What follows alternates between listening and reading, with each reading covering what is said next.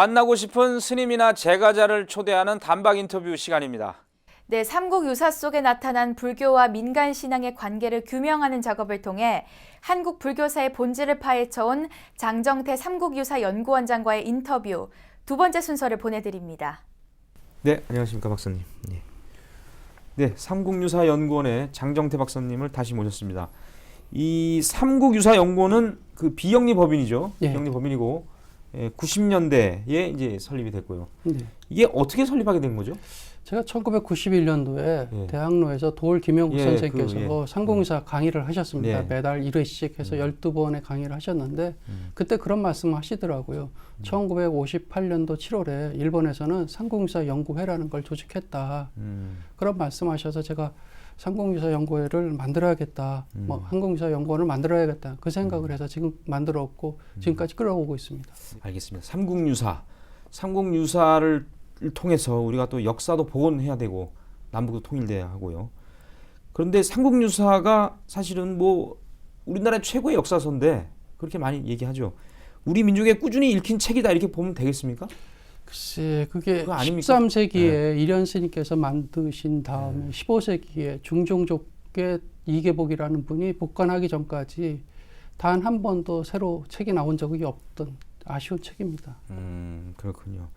그러면 최근 들어서는 더 조명받고 읽히기 시작한 거 아닙니까? 그래도 최근이라는 게 꼭 아주 최근은 아니고 한 10년, 그렇죠. 20년 정도가 되지 않을까 생각을 합니다.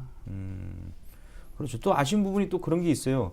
삼국유사에 대해서 이렇게 본격적인 연구가 된 게 우리나라가 아니고 일본이었다 이런 얘기가 있던데. 예, 일본에서 먼저 시작이 됐던 연구이고요. 예. 일본에서 시작이 됐는데 우리나라는 그때는 관심 없었다가 나중에 관심을 갖게 된 거네. 제가 30년 전 삼국유사에 관심 갖고 공부할 때만 해도 그런 말씀들을 했습니다. 그 책이 연구할 만한 가치가 있고 연구원이라는 설립해서 당신이 평생을 할 수 있는 그런 작업일까? 그런 말씀을 하시더라고요. 그때만 해도 그랬군요. 30년 예. 전에도.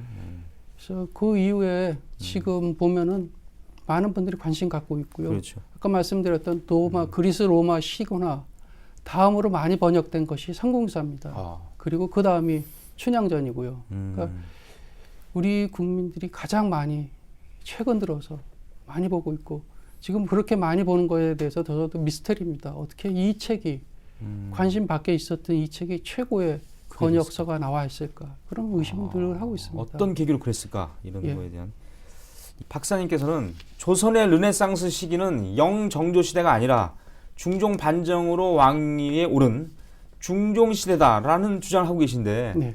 자, 그 이유를 좀 설명을 해주세요. 궁금합니다. 중종 예. 임금께서는 많은 분들이 아시다시피 그분은 자기가 왕이 되고자 했던 그런 생각을 하지 않으셨고요. 왕이 되는 것 자체를 전혀 생각하지 않았던 그런 분입니다. 그래서 쿠데타라는 요즘 말로 하면 쿠데타라는 거를 통해서 그분이 왕위에 오르셨기 때문에 그분은 전혀 관심이 없었습니다. 그러니까 삼국유사를 들여다보면은 귀신 신나라 까먹는 이야기 그리고 스님이 썼던 저술입니다. 귀신 신나라 까먹는 황당한 이야기들의 모음인데 영조 시대가 됐으면 정조 시대였다 그러면 그 책이 발간될 수 없었습니다. 근데 중종께서는 말씀드렸던 것처럼 왕이 되겠다는 생각이 없었던 분이기 때문에 통치에 관심이 없었기 때문에 많은 것들을 풀어주었습니다. 그래서 이계복 선생께서 책을 낼 때 전혀 관심이 없었기 때문에 그런 책이 나올 수 있었습니다. 그래서 그러니까 일단은 출판 언론의 자유가 있는 시대가 르네상스라고 봅니다. 그 왕이 무관심했기 때문에 이계복이 출판을 할 수 있었다. 예, 그렇게 그렇습니다. 정리하면 되겠군요. 예. 알겠습니다. 예, 그 이련 스님 아까 또 귀신 씨나라 까먹는 소리라고 하셨는데 굉장히 황당한 이야기가 많이 있습니다.